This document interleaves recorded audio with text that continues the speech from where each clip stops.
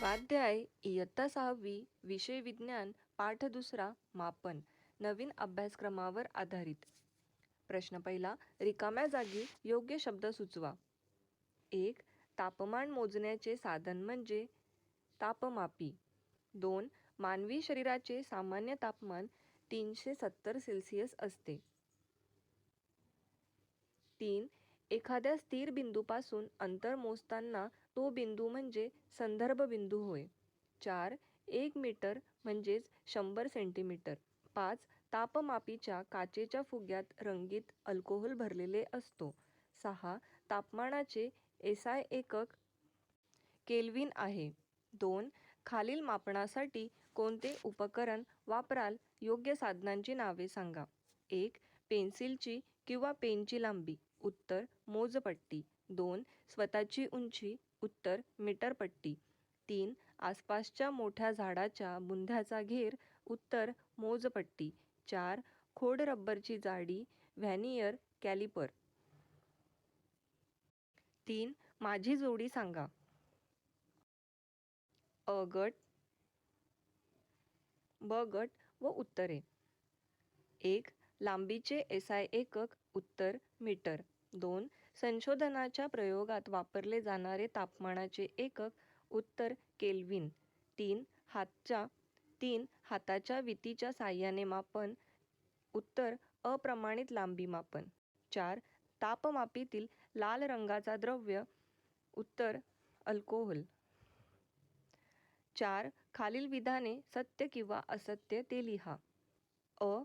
1 kilometre बरोबर 100 Celsius. उत्तर असत्य. आ.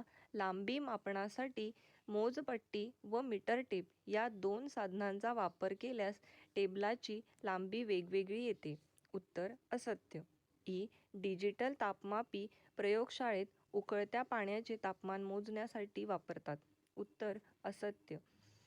इ. निरीक्षणातील दोषांमुळे तापमान नोंदताना चूक होऊ शकते. उत्तर सत्य. उ. केवळ स्पर्शाने वस्तूचे अचूक तापमान सांगता येते. उत्तर असत्य. 5.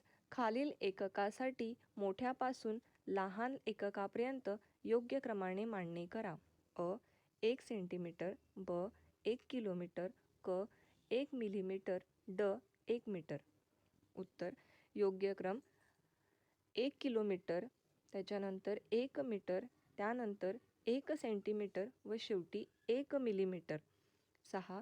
कंपास पेटीमधील मोजपट्टीच्या साहाय्याने मोजता येईल अशी कमीत कमी लांबी किती? उत्तर 1 मिलीमीटर. 7. खालील मापन करताना कोणते एकक वापराल? अ. पुस्तकाची लांबी. उत्तर सेंटीमीटर. आ. किल्लीची जाडी. उत्तर मिलीमीटर. इ. नागपूर आणि मुंबई या शहरांमधील अंतर. उत्तर किलोमीटर. इ. कापडाची लांबी. उत्तर मीटर. 8. प्रमाणित मापन साधनाची आवश्यकता का असते? उत्तर 1. सर्वत्र एकाच मापन पद्धतीचा वापर होऊन सर्वांना एकसारखे व अचूक मोजमाप मिळावे म्हणून. 2. व्यापार आणि दैनंदिन व्यवहार योग्य, सोपे व विश्वासार्ह होण्यासाठी. 3. मोजमापनातील चुका व गोंधळ टाळण्यासाठी. 9. अंतर, वजन, आकारमान मोजण्यासाठी तुमच्या परिसरात पूर्वी वापरत असलेल्या मापांची माहिती मिळवा. अंतर मोजण्यासाठी वीत, हात, पाऊल किंवा कोसचा वापर करायचे. वजन मोजण्यासाठी शेर, पावशेर, तोळा, मन. आकारमान मोजण्यासाठी शेर, माप, पायली, घागर या मापांचा वापर केला जायचा.